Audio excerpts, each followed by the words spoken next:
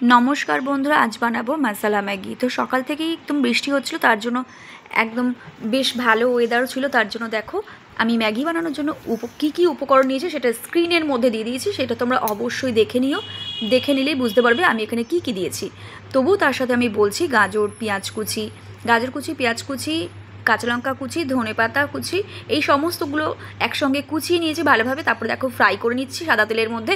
তারপর দেখো এখানে ম্যাগি আমি সেদ্ধ করে জল ঝরাতে দিয়েছিলাম ঝুড়ির মধ্যে, সেটাও দেখতে পাচ্ছ। আর চলো সাদা তেলের মধ্যে ভালোভাবে ভেজে নিচ্ছি। ভেজে নিয়ে ভাজাটা কমপ্লিট, এটাকে নামিয়ে রেখে দেবো। আর দেখো বন্ধুরা, এভাবে তোমরাও করো, আশা করি তোমাদের বেশ ভালো লাগবে। তো চলো একটা ডিম ফেটিয়ে নিলাম, তোমরা চাইলে দুটো ডিমও দিতে পারো। আমি একটা ডিমই দিয়েছিলাম, তার জন্য একটা ডিম ভালো করে ভুজিয়া করে নিয়েছি। তো ভুজিয়া করে প্রথমে দেখো ডিমটাকে নামিয়ে নিয়েছি।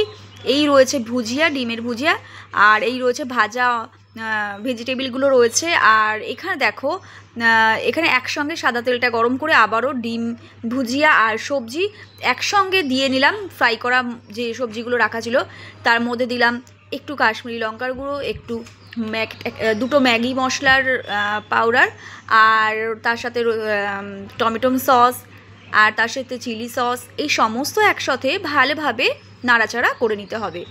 আর দেখো আমি 4টে ম্যাগি মশলা নিয়েছিলাম। দুটো ম্যাগি মশলা প্রথমে দিয়েছি, তারপরে আবারও দুটো মশলা পরে দিয়েছিলাম।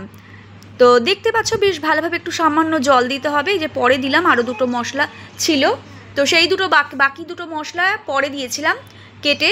আর এখানে দেখো এভাবে তোমরাও বানিয়েও খেতে পারো ঠান্ডার সময়, বৃষ্টি এই ঠান্ডা ওয়েদারে বর্ষার সময় দারুণ সুন্দর লাগবে। চলো ফাইনালি ম্যাগি কমপ্লিট হয়ে গেছে। আমাদের ভিডিও ভালো লাগলে ভিডিওটিকে লাইক, কমেন্ট, শেয়ার করবে। অবশ্যই চ্যানেলটিকে সাবস্ক্রাইব করে অল নোটিফিকেশনটাকে অন করে রাখবে। চলো।